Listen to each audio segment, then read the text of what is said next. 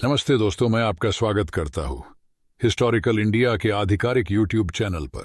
मध्यकालीन इतिहास के पन्ने पलटकर देखा जाए तो इतिहास की संरचनाओं से भारत के उन महान राजवंशों के बारे में पता लगता है जिन्होंने सीमाओं से परे जाकर अपने राजवंश के लिए खूब ख्याति कमाई। ऐसे राजवंश जिनके शासन में सभ्यताओं का संरक्षण हुआ, जिनके शासनकाल में कला और संस्कृति को बढ़ावा मिला। इस वीडियो में आपको ऐसे ही महान राजवंशों में से एक चोल राजवंश के बारे में बताया जा रहा है। वीडियो को लाइक करें और historical India official YouTube channel को सब्सक्राइब करें। आइए जानते हैं चोल राजवंश का इतिहास। मध्यकालीन इतिहास पर प्रकाश डाला जाए तो चोल साम्राज्य का पहला जिक्र 3री शताब्दी में सम्राट अशोक के पुरालेखों में मिलता है। उस समय के चोल राजवंश को प्रारंभिक चोल के रूप में जाना जाता था। हालांकि उस समय पल्लव और पांड्या राजाओं का शासन विस्तार पा रहा था, वहीं प्रारंभिक चोल वंश का शासन काफी छोटे स्तर पर था। मध्यकाल में पल्लव और पांड्या दोनों के बीच शक्ति और सत्ता के लिए भीषण संग्राम चला। इन दोनों के संघर्ष का फायदा उठाकर चोल साम्राज्य के संस्थापक विजयालय चोल ने कावेरी नदी के डेल्टा के पास तंजावुर में अपना कब्जा स्थापित करके चोल राजवंश की स्थापना की। विजयालय ने अपनी राजधानी के रूप में तंजावुर को चुना है। यहीं से चोल राजवंश अस्तित्व में आया।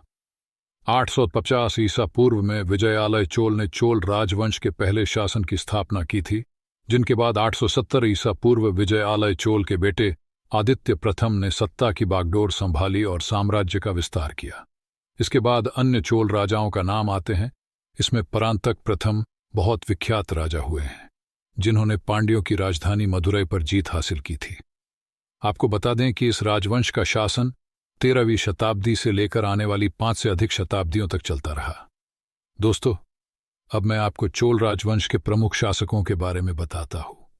चोल राजवंश के प्रमुख शासकों की सूचियां दिख रही होगी, जिसमें आपको शासकों का नाम और शासनकाल की अवधि ऐसे 2 कॉलम दिख रहे होंगे, जिसकी सहायता से आप चोल राजवंश के बारे में और अधिक गहनता से जान पाएंगे।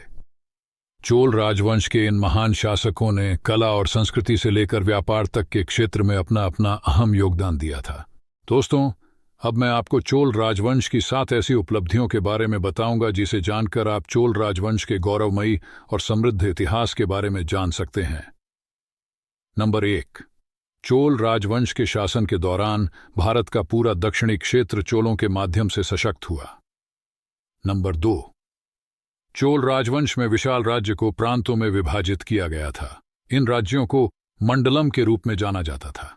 नंबर 3, चोल राजवंश में प्रत्येक मंडलम के लिए अलग अलग गवर्नर को प्रभारी रखा गया था, जो लोकहित में प्रजा का पालन कर सके। नंबर 4, चोल राजवंश में शासन की व्यवस्था प्रत्येक गांव स्वशासी इकाई के रूप में कार्य करता था। नंबर 5, चोल राजवंश में चोल शासक कला, कविता, साहित्य और नाटक के प्रबल संरक्षक थे। नंबर 6, चोल राजवंश में शासकों को मूर्तियों और चित्रों के साथ अनेकों मंदिरों और परिसरों के निर्माण में देखा जा सकता है।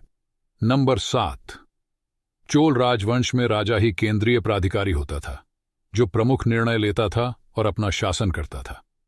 दोस्तों, चोल राजवंश का इतिहास देखा जाए तो चोल राजवंश के शासनकाल में कला और संस्कृति का एक अहम स्थान दिखाई देता है। आइए आपको 5 ऐसे पॉइंट्स बताता हूं जिससे आप जान सकते हैं कि चोल राजवंश में कला का क्या महत्व था। नंबर 1, चोल राजवंश के शासन के समय चोल वास्तुकला मंदिर वास्तुकला की द्रविड़ शैली का प्रतीक था। नंबर 2, चोल शासकों ने मध्ययुगीन भारत में कुछ सबसे भव्य मंदिरों का निर्माण करवाया, जिसकी कला के नमूने आज भी देखने को मिल जाते हैं। नंबर 3, कई प्राचीन मंदिरों का निर्माण चोल साम्राज्य में हुआ, जिसमें बृहदेश्वर मंदिर, राजराजेश्वर मंदिर, गंगईकोंड चोलपुरम मंदिर आदि जैसे चोल मंदिरों ने द्रविड़ वास्तुकला को नई ऊंचाइयों पर पहुंचाया।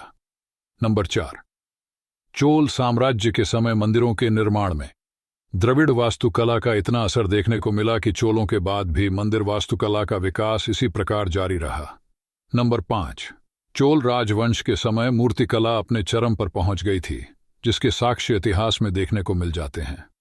आशा है इस वीडियो से आपको चोल राजवंश और इस राजवंश से जुड़ी अहम घटनाओं के बारे में बहुत सी जानकारी प्राप्त हुई होगी। मिलते हैं नेक्स्ट वीडियो में। जय हिंद, जय भारत।